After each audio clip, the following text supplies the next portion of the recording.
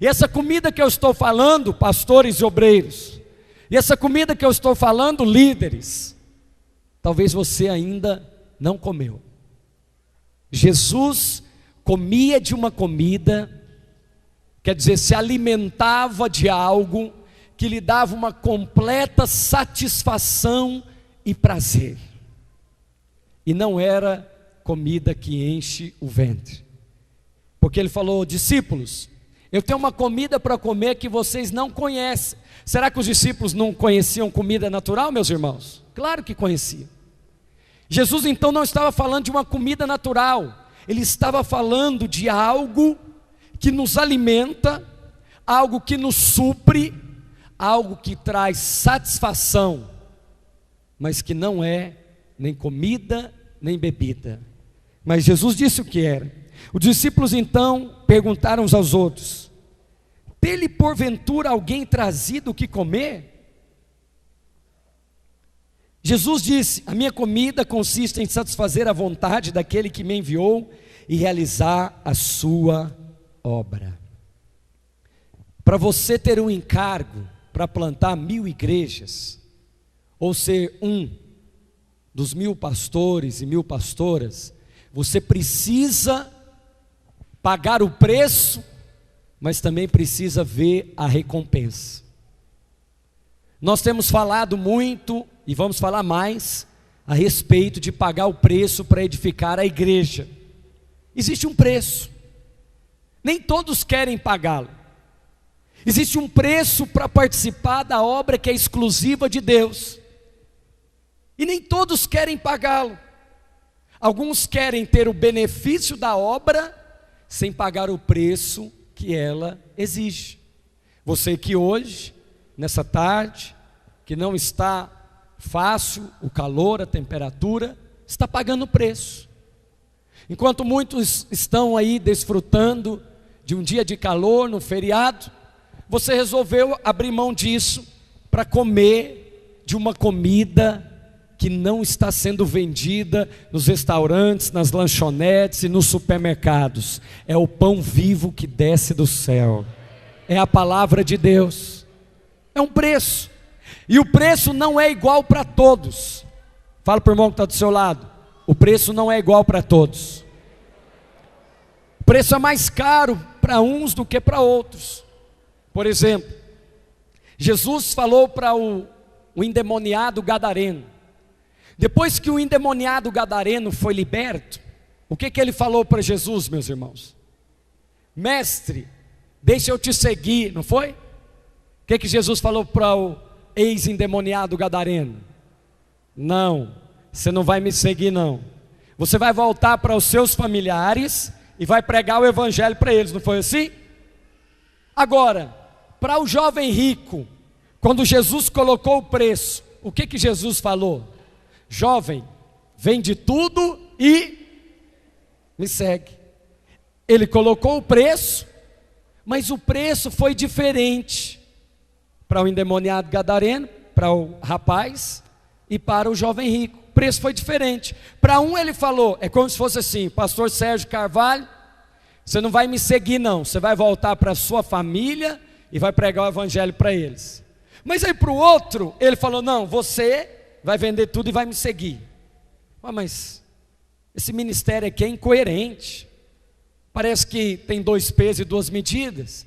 Não, é porque Jesus sabe exatamente aquilo que cada um deve pagar o preço. Para um endemoniado gadareno, era uma cruz muito grande voltar para os seus familiares e pregar o evangelho, porque talvez aqueles próprios familiares foram quem o rejeitaram e colocaram lá naquele sepulcro. Então voltar para eles era uma morte, era estar crucificado. Agora, para o jovem rico, a morte era outra. Então Jesus sabe muito bem qual o preço que cada um de nós temos que pagar. Quantos estão me entendendo? Agora, se nós falamos só de preço e não te mostramos a recompensa, é muito desanimador. Você precisa saber que está pagando um preço por esse ventilador, e que Ele vai fazer assim com você, ó, oh aleluia. Olha a recompensa. Eu estou recebendo a recompensa, eu estou pregando, estou pagando o preço, mas eu estou melhor do que você aí na cadeira. Eu tenho aqui uma recompensa, um refrigério. Então nós temos que saber que para edificar a verdadeira obra de Deus, tem um preço. Diga, para edificar a igreja, existe um preço, mas também existe uma recompensa. Você está no lucro. Você está no lucro.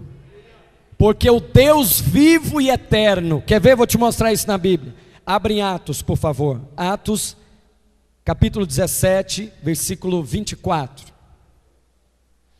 Jorge Paulo, vamos fazer um teste. Acende a luz aqui para mim. Vamos ver se esquenta.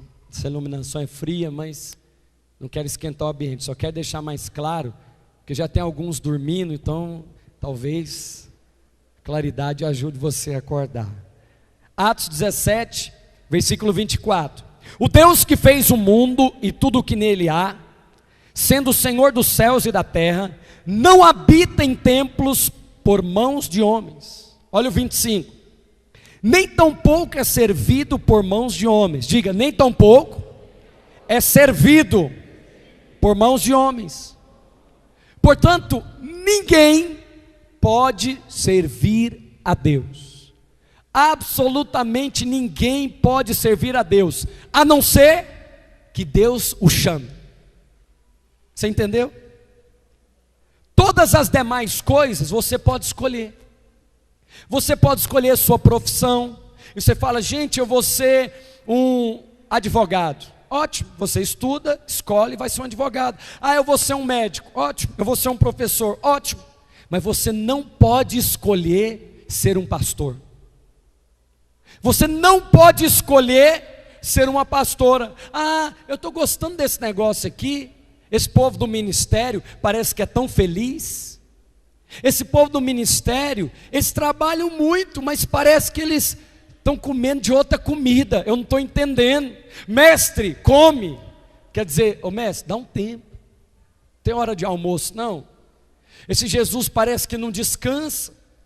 O senhor manda a gente comprar comida. Aí a hora que chega aqui é meio-dia. É no horário do almoço. Não tem horário de almoço aqui nessa igreja. Quantos estão me entendendo? Havia uma satisfação em Jesus. Havia um deleite no ministério de Jesus que os discípulos não compreendiam. Os discípulos olhavam e falavam assim, meu Deus, esse homem, será que ele não vai parar não? Será que ele não vai parar para comer? Comida é necessidade básica. Comida é para necessidade básica e é para satisfação. Na Bíblia, comida é um princípio espiritual. Portanto, o texto de João 4 está falando de uma outra comida. E essa comida é a satisfação que Jesus tinha no ministério. Portanto, preste atenção, querido.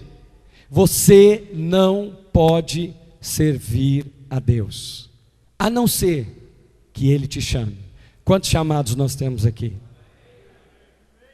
Ah, pastor, você está falando de chamado para o ministério pastoral? Não. Eu estou falando que um dia, você e eu, estávamos lá nas trevas, e você ouviu a voz do Espírito Santo, e Ele tocou o seu coração, e você entregou sua vida a Jesus. Você é alguém chamado de Deus. O Deus que não pode ser servido por mãos de homens, resolveu dar a você um privilégio. Fala assim, eu estou no lucro.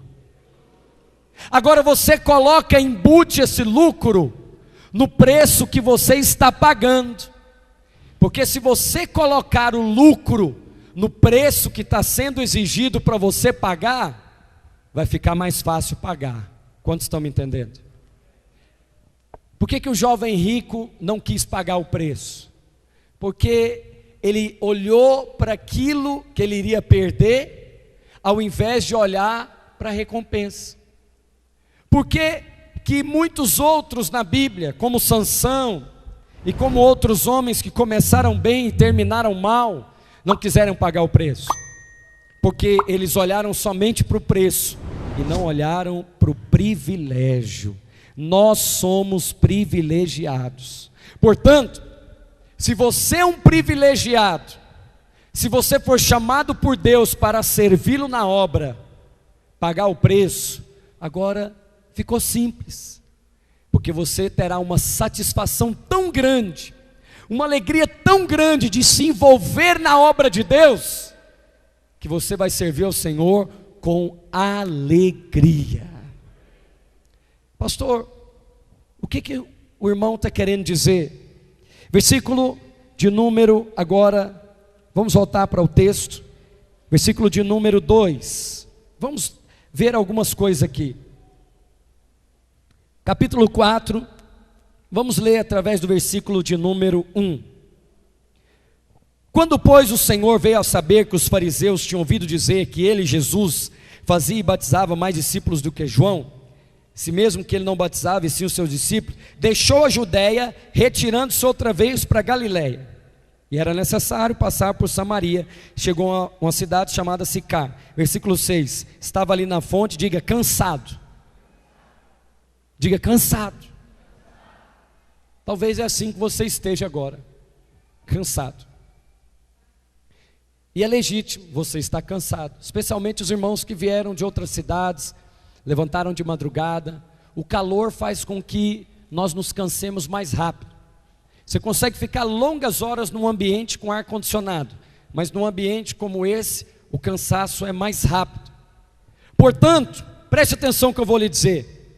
Parece que no meio evangélico, ficar cansado tornou-se pecado.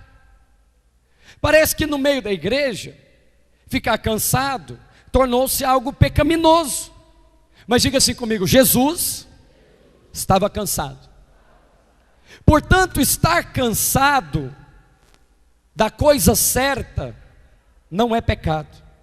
Estar cansado no físico, estar cansado porque você teve que fazer uma jornada de trabalho extra, ou você, como alguns irmãos aqui, viajaram longas horas, é normal e é legítimo. Quantos estão me entendendo?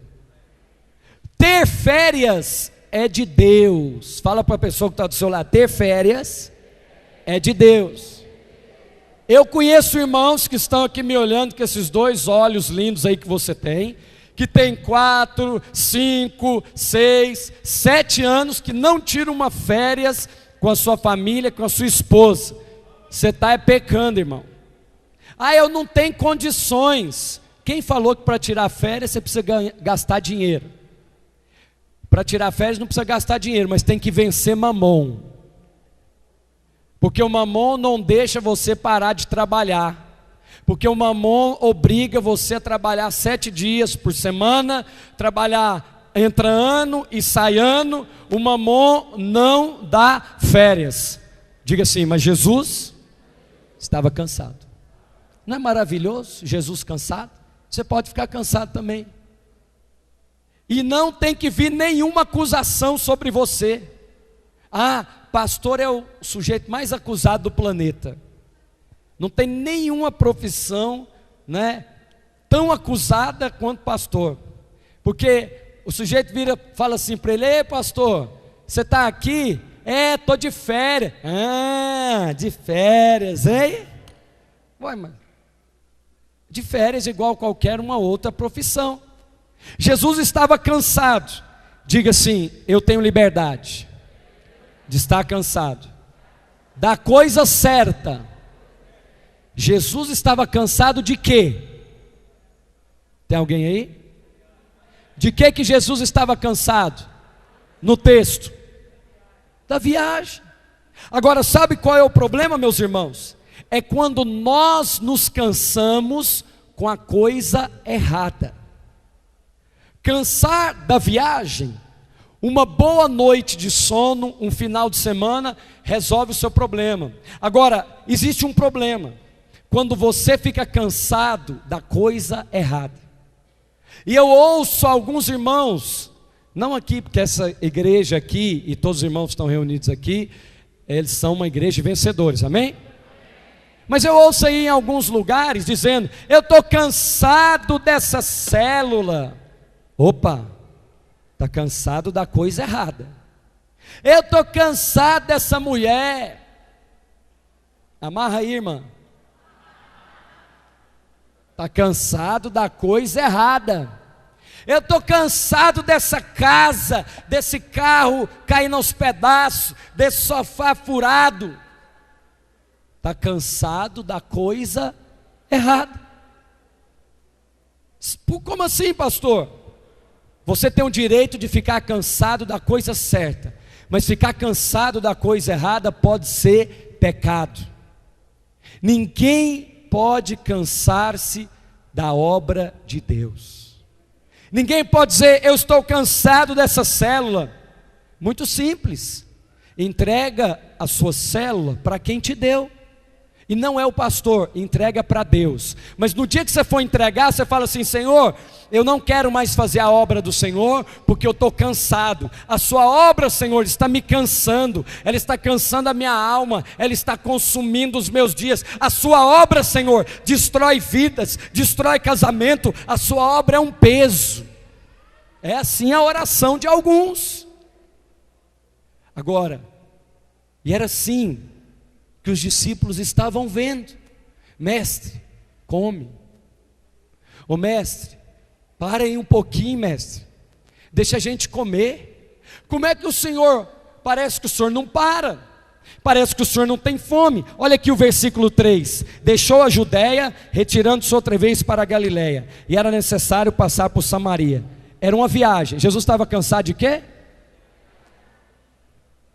A viagem que Jesus fez, que ele cansou, foi uma viagem de 100 quilômetros, a pé. Eu não sei que hora que ele saiu, eu sei que hora que ele chegou. Ele chegou meio-dia. E aí viram um poço, Jesus sentou-se, tinha uma mulher lá, e os discípulos: graças a Deus, que esse final de semana não vai ter encontro. Graças a Deus, que esse final de semana não tem reencontro. Graças a Deus, que nesse final de semana não tem conferência. Ô pastor, come. O senhor não cansa de fazer conferência, não? Parece que essa é uma igreja em conferências. Mestre, come. Mas filho, sabe o que acontece? Você não vai plantar 1000 igrejas, nem 1000 pastores, se você não descobrir outra comida. Quantos querem comer essa outra comida? Essa outra comida, em primeiro lugar, é cansar-se da coisa certa. Para de ficar reclamando da obra de Deus, como se a obra de Deus fosse um peso. Sabe por que as nossas células não crescem mais? Porque nós não estamos comendo dessa comida que Jesus disse. Porque se nós comêssemos dela, ir para a célula seria uma grande satisfação e um grande deleite. Uau! Hoje é dia de célula. Alegrei-me quando me disseram o quê? Então, ir até a casa do Senhor, que não é esse lugar aqui, vai trazer para a sua alma o quê? Fala assim: alegria. Mas por que alguns estão indo para a casa do Senhor tristes? Liderar uma célula deveria ser para a nossa alma alegria. Participar de uma conferência como essa, que vem como um pastor, não é, lá dos Estados Unidos, que nós não teríamos condições de trazer sozinho, alguém que já anda conosco há pelo menos 10 anos, deveria ser uma alegria. Eu dou direito de você abanar, transpirar, dou direito de você ficar com um semblante cansado, mas aí dentro do seu espírito está ativado, está alegre, está borbulhando, está cheio da glória de Deus. E aí sabe o que acontece? Quando você chega em casa, toma um banho, acabou o problema, porque o seu físico foi renovado. Mas o problema é quando nós estamos cansados da coisa errada. quando começamos a reclamar e a murmurar da esposa, do casamento, o sujeito trabalha e aí recebe o salário dele e fala: essa miséria aqui não dá para nada. Eu vou devolver esse dízimo aqui, mas eu tenho que pagar lá, pá. Reclama e reclama. Para os reclamadores, deixa eu mostrar para você um versículo. Abra sua Bíblia em Deuteronômio, capítulo 28, e o versículo 47. Quando não devolve, ele está amigo do devorador. Deuteronômio 28, 47. Para aqueles que pensam que podem servir ao Senhor de qualquer maneira. Deuteronômio 28, 47. Para aqueles que ainda não comeram dessa comida de Jesus. Porquanto não serviste ao Senhor teu Deus. De que maneira? Eu vou ler de novo. Está todo mundo aí, Deuteronômio 28? Porquanto não serviste ao Senhor teu Deus. De que maneira? Diga: com alegria e bondade de coração, não obstante a abundância de tudo. Quer dizer, Deus, olha aqui para mim, se porventura o Senhor não tem suprido cada uma das suas necessidades, eu lhe dou o direito de servir ao Senhor triste. Se o Senhor não tem suprido as suas necessidades como família, suas necessidades como igreja, eu lhe dou o direito de servir ao Senhor triste, arrastado. Aqueles irmãos, como é que está, pastor? Luta.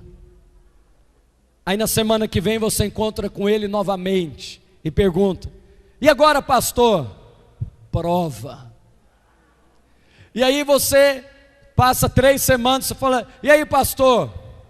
Na primeira semana você estava na luta, na segunda você estava na prova. E agora, pastor? Vitória? Não, morte.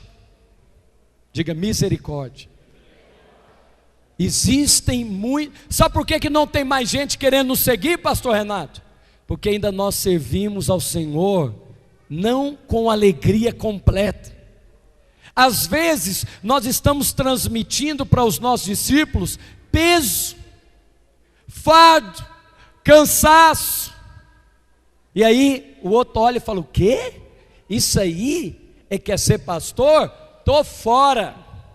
Isso aí que é obra de Deus, que paga essa miséria de salário, que deixa os filhos e a mulher aí com falta de tudo, que não tem tempo para nada, que não tem tempo. Meu Deus, Jesus não deixou nem enterrar a mãe dele, pastor Sérgio. O discípulo chegou para Jesus e falou assim: mestre, deixa eu enterrar o meu pai. Jesus falou: não, você não vai enterrar o seu pai não. Meu Deus, esse ministério é uma tragédia. O meu pai faleceu hoje, eu não posso nem enterrá-lo. Jesus falou: não. Agora, quando Mateus foi seguir Jesus, Antônio, o que ele fez? Deu uma festa na casa dele, e despediu de todos os parentes, e deu uma grande festa. Aí aqueles que não servem o Senhor com alegria, mas tudo para eles, João, é motivo de crítica, de competição, tudo é motivo de problema. Eles falam: é assim mesmo. Para o João Paulo ele não deixou enterrar o pai, mas aí lá para o Rony, ele deixou ir lá no Coronel Murta fazer uma festa. Esse ministério é incoerente, esse pastor é incoerente, esse Jesus ele não tem coerência, Bruno. Ele é 2 pesos e 2 medidas. Não é não, filho. É porque o preço é diferente para cada um. Fala assim: o preço é diferente para cada um. Mas deixa eu te contar uma coisa: quem reclama do preço não vai pagá-lo. Agora, quem quer pagar o preço vai pagar com alegria. Por que, pastor, vai pagar com alegria? Porque ele já embutiu o lucro, e ele falou: meu filho, eu estou no lucro, eu vou pagar o preço que for necessário pagar. Pastor, qual que é o preço? O preço é não enterrar o pai, estou pagando. Pastor, qual que é o preço? O preço é não fazer a festa, estou pagando também. Pastor, e qual que é o preço? O preço é perseverar até o final, é andar no caminho da contradição, in the way of contradiction, ok? Eu vou andar, eu vou pagar. Quantos estão me entendendo? Mas diga assim: eu vou pagar. Fala mais forte: eu vou pagar com alegria. Olha para o semblante do irmão que está do seu lado. Estou arrebentando de alegria. Como é que você está, irmão? Arrebentando de alegria. Esse calorão aqui, eu estou arrebentando de alegria. Você não está vendo a minha face, não? Eu estou tão alegre. Eu estou até transpirando de alegria. Eu estou num suador de alegria, irmão. Você não está vendo, não? Oh, aleluia. Pois é, no dia que você vê esse prédio aqui todo refrigerado, e você, peraí, e você falar assim: mestre, come. E você falar assim: pastor, eu estou morrendo de frio aqui dentro. Eu vou falar: pois congela, irmão. Glória a Deus. Você vai lembrar: rapaz, eu já banei tanto boletim aqui, e qualquer coisa não adiantava nada. Mas as melhores, o vinho novo vai ser servido por último. Amém, meus irmãos? Pastor, mas como que eu tenho essa alegria? Olha o versículo 47 de Deuteronômio 28.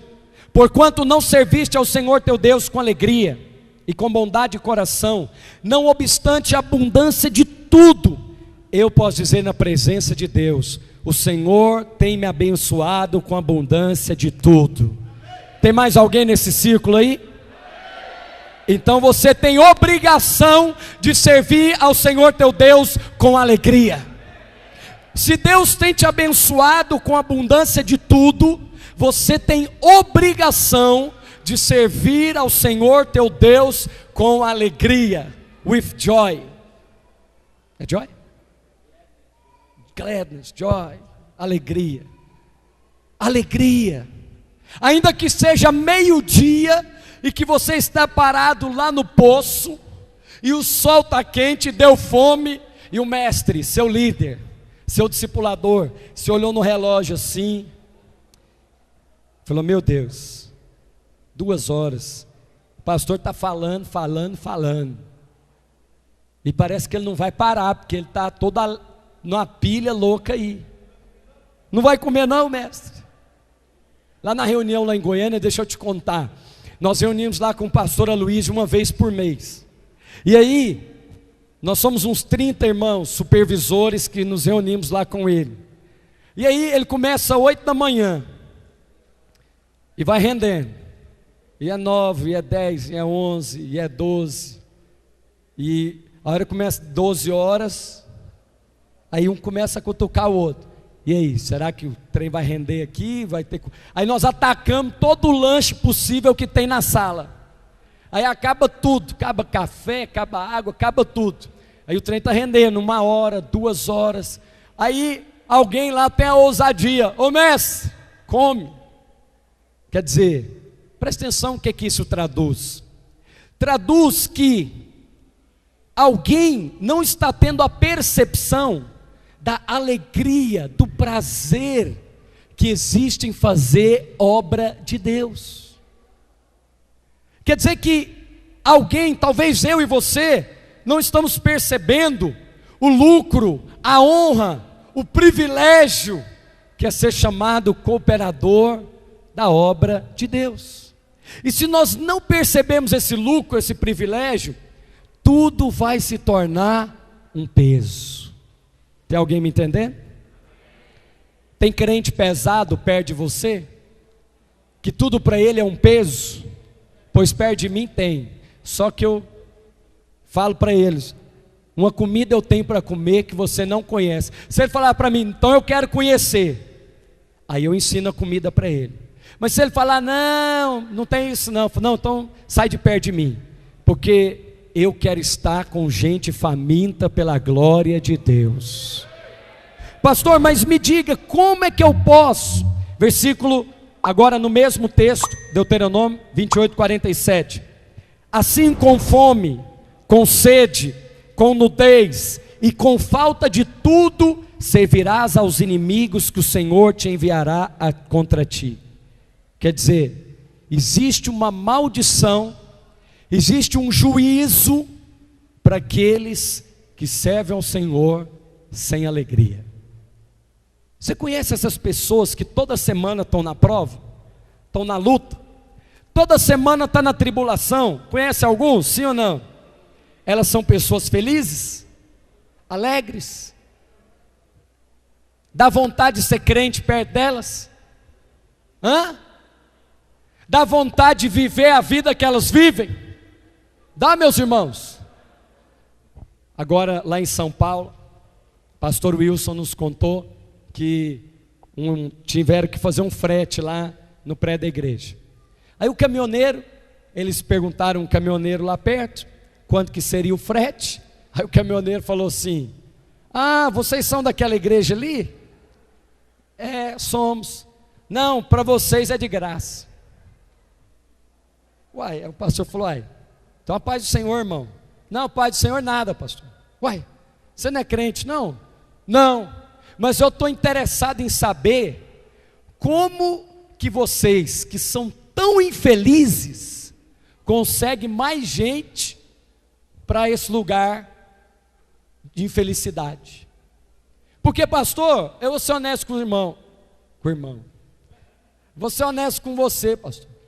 Os crentes que eu conheço são tudo infelizes. Os crentes que eu conheço, pastor, só vive reclamando da vida, só vive amarrando tudo. É um tal de amar, pastor? O que é isso, tal de amar? Eu quero fazer o frete para o senhor de graça, porque eu quero entrar lá dentro dessa igreja, eu quero ver se vocês são desse jeito também. Aí o pastor falou: pois então, eu vou aceitar o frete de graça, você vem e vê. Aí ele foi e ficou, porque a alegria do Senhor é a nossa força. Se você serve ao Senhor com alegria, aplauda mais forte. Eu não quero esse juízo para a minha vida, porque Deuteronômio diz que quem não servir ao Senhor com alegria e com bondade, ele vai receber fome, vai receber sede, nudez, falta de tudo. O pastor ministrou aqui essa manhã, pastor Reinhard, e disse que mesmo no caminho que ele estava da contradição, de não ver a promessa se materializando e as circunstâncias sendo contrárias, ainda assim, lutando o bom combate da fé, se apegando às palavras e à profecia, ele sentia no seu espírito uma alegria. Abra a sua Bíblia rapidamente no Salmo de número 100 e o versículo 2. Salmo de número 100, versículo 2. Servir ao Senhor com... A Bíblia diz: agrada-te do Senhor e Ele satisfará os desejos do teu coração.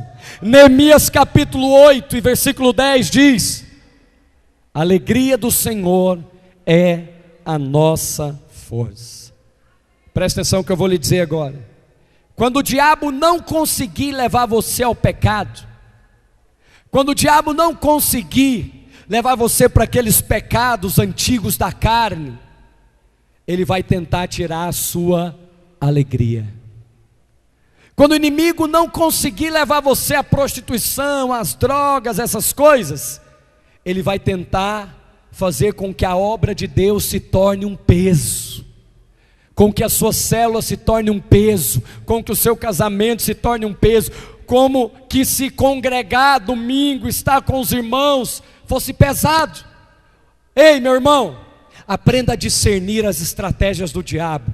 Ele quer tirar a sua alegria, porque se ele tira a sua alegria, a sua força vai acabar. E ninguém que serve ao Senhor, ninguém que servir ao Senhor sem alegria, obterá o favor de Deus.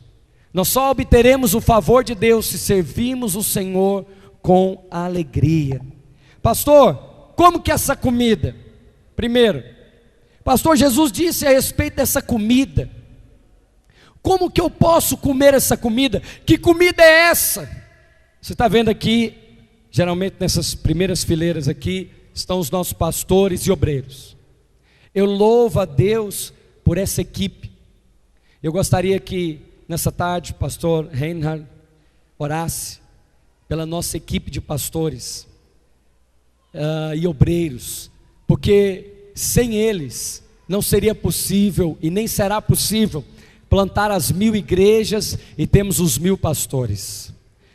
Sem esses homens e mulheres que estão lá no campo, no ministério, não seria possível. Agora, sabe o que eu quero que eles tenham?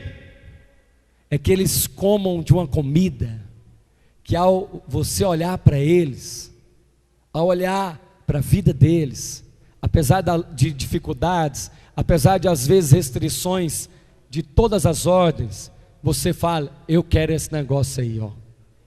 Eu não sei o que é não, mas aqui dentro de mim está dando uma vontade de fazer o que você faz, pastor. Por quê? Porque você come com a boca boa, você come com uma alegria boa. E eu quero te dar rapidamente alguns princípios espirituais para você discernir essa comida. Capítulo 4, versículo 1. Quando, pois, o Senhor veio saber que os fariseus tinham ouvido dizer que ele, Jesus, fazia e batizava mais discípulos do que João. Diga, fazia e batizava mais discípulos que a outra igreja, que a outra videira, que o outro pastor. Você quer comer uma comida genuína e verdadeira? Elimina toda competição no meio da igreja. Ah, porque eu tenho uma igreja de thousands and thousands, de milhares e milhares, e eu tenho uma igreja de 10 pessoas. Aí o outro fala assim, eu sou um derrotado mesmo, porque a igreja desse pastor aí tem milhares de milhares, e a minha só tem 10 pessoas. Não, querido, você está comendo da comida errada. Você tem que comer da comida certa. E a comida certa elimina todo espírito de competição. Olha o que Jesus fez quando ele ouviu. Jesus ouviu dizer que Jesus fazia e batizava mais discípulos do que João. Versículo 3: deixou a Judéia, retirando-se outra vez pela Galileia. O que Jesus fez? Jesus percebeu que ali havia uma competição. O que ele fez? Ele tomou a sua cruz e foi para outro lugar, foi embora. Jesus falou, não, eu não entro nessa competição aí não, eu vou embora.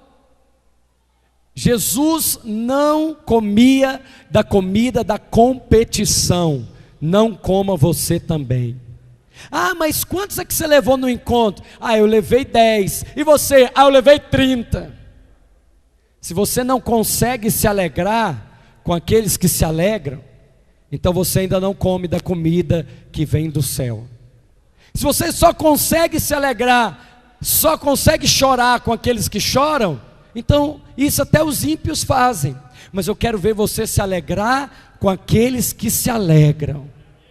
Eu quero ver você se alegrando com os 5, mas também com 50, e depois com 500, e depois com 5.000. Ah, pastor, mas Deus nunca me deu 500. Então se alegre com todos aqueles que Deus te deu, porque nem todos terão igrejas de milhares, nem todos. E talvez seja você, ô pastor, está amarrado, não amarra o meu ministério não. Se o seu ministério então está ligado à competição, filho, coma dessa comida, mas você vai ter fome novamente. Mas se o seu ministério está ligado à satisfação plena, eu estou feliz com todos os discípulos que Deus me deu. Os irmãos sabem, nós temos um alvo de sermos uma igreja de milhares. Mas eu digo, na presença de Deus e dos irmãos, eu estou plenamente satisfeito com todos os discípulos que o Senhor me deu. Estou plenamente satisfeito com todos os líderes. Esse é o segredo da multiplicação.